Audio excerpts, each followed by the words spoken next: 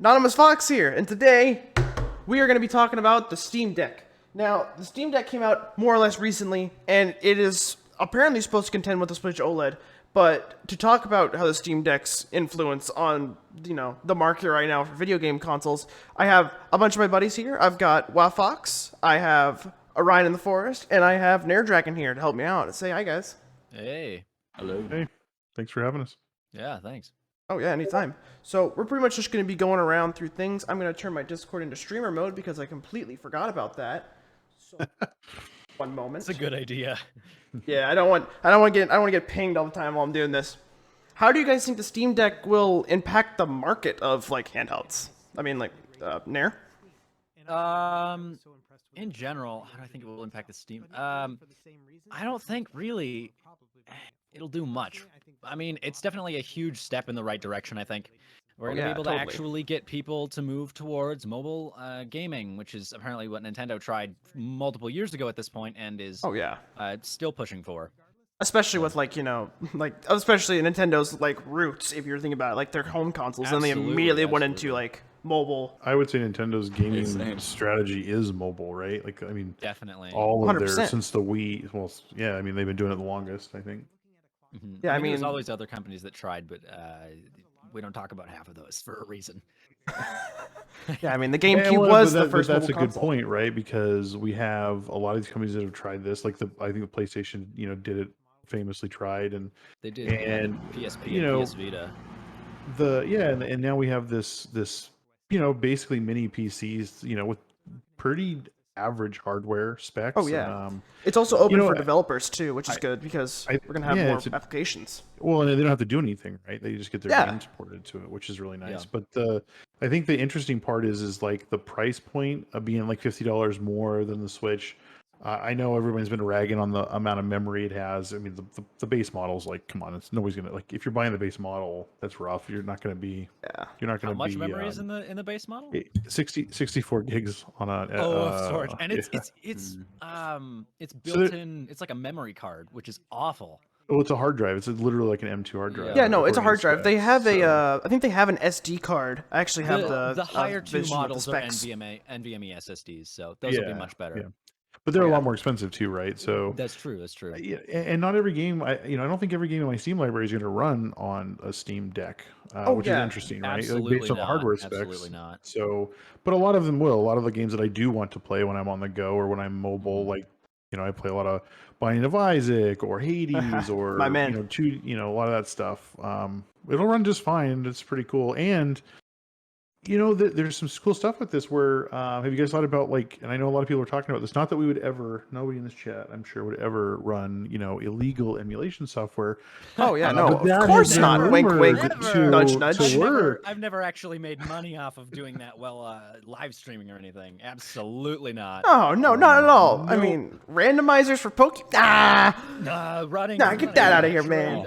Running on a GameCube that I definitely have hooked up to my computer. We would definitely not advocate for that, but I mean that might be possible too. So yeah, I don't know. It'll be interesting. I think with Nintendo we get an ecosystem that we know works 100%, right? Like we get exclusive games, we know they work. They've been developed for that hardware platform and tested. The Steam Deck is going to be great because we can play some games, but it's going to be a little more hit and miss probably in some titles. Yeah, and so, I think it'll get better over time. So, speaking about the titles on the thing, apparently, just off some news stuff I've read of recently, some of Steam's main games, mostly their top 10 on Steam charts, are actually not going to be able to run on Steam Deck, oddly, because of anti-cheat softwares and stuff. So, like Destiny and Rainbow Six Siege, their anti-cheats are actually getting in the way from them running correctly on the Steam Deck. That's interesting. I'm sure they'll find a workaround because one thing I do remember reading was IGN got their hands on a copy, or they went to Valve and played with the copy for a bit. And they had said this is not. They had explicitly said this is not a very it's not a Steam specific. It's a full computer, a full PC. You can get rid of the Steam OS and completely boot Windows 10 onto it and just use that normally. So that leads me into other things. Hey, as we talked about earlier, definitely could if you wanted to use it for emulation. I'm sure it could. Oh, 100%. I mean, Yeah, that's what we're gonna use mine for. Yeah, it's running a regular Linux OS with their stuff on top of it. So the Proton layer for virtualization or for virtualizing Windows stuff. So so it really is just a mobile. It's just a mobile PC, in the shape of a Nintendo Switch-esque body. Yeah. Yeah. Uh, I mean, what do you like? I'm excited about it. The screen's the same size too, I think, or so the resolution is different, but it's an OLED 7-inch screen too, I believe. Yeah. So Switch technically beat him to the punch, but that's an OLED screen on that right there. Yeah. Like Nintendo got it out first, but the Steam Deck kind of just said, "Okay, but we'll do it better." Okay, but we have more money. Well, I don't know. Well, maybe I don't know. Maybe it depends. I mean, as long as we don't get Joy-Con drift, then yes, they did it better. Yeah, and let's get into that too. There absolutely needs to be no drift. If there is drift on this, it is bombing. Absolutely, because it is not like Joy-Cons where you can just replace one or unscrew it and replace the stick. Yeah. So Orion, by the way, you're more of my like technologically what am I trying to say here? You're the more you can repair a Switch Joy-Con pretty much, and you can repair a Switch Pro controller. So what do you think, Orion? What do you think about the Steam Deck? Honestly, it looks like it's using that same kind of just standard joystick that you see on the Switch Pro and the Xbox. That just universal one is on the console already. Right. It's probably not going to get drift. But yeah, also speaking about the control sticks on the Steam Deck, I have a picture up on my screen right now of the Steam Deck. It literally has 2 big pads on it that are supposed to mimic the mouse. Now, when I first saw this, my brain was like, I don't know if I'm going to be able to adapt to that. I'm going to have to play it for a while before I actually start, instinctively going down to those touchpads. Right. Honestly, when I first saw them, my mind immediately went to the Vive controllers. If you've ever seen the original Vive controllers, they had that circle pad on them. And this is, it reminded me very much of that. And they said it was very similar to, I believe it was in this video, they said it was very similar with the original Steam controller they tried that absolutely bombed and then nobody bought one. But they said they had been working on it since then. And it will be interesting to see if it's actually any better. It reminds me a bit of the Steam controller way back because it didn't have that universal just setup kind of like with the Xbox where there's a joystick on the side, buttons on the front. They had these two large little areas where you basically emulated a mouse, kind of like what the Steam Deck's doing here. And it kind of even has that kind of form factor when you look at the console and then look at the old Steam controller back to back. Did you like that controller?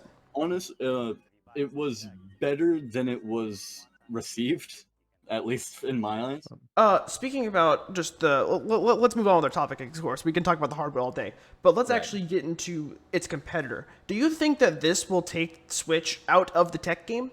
No, there's too much. Absolutely not. Absolutely. Yeah. No way.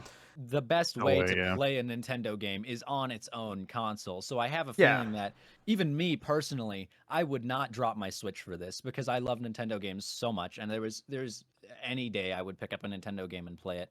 Especially with the OLED model. I mean, it's for sure. Those exclusive titles are Nintendo's thing, right? And I mean, I think everybody in this channel is going to be playing Metroid Dread when it comes out for days. Oh, right? hell yes, dude! And there's in the Zelda games, and there's a ton of those. You're never gonna, even if you emulate them, that's not for $300.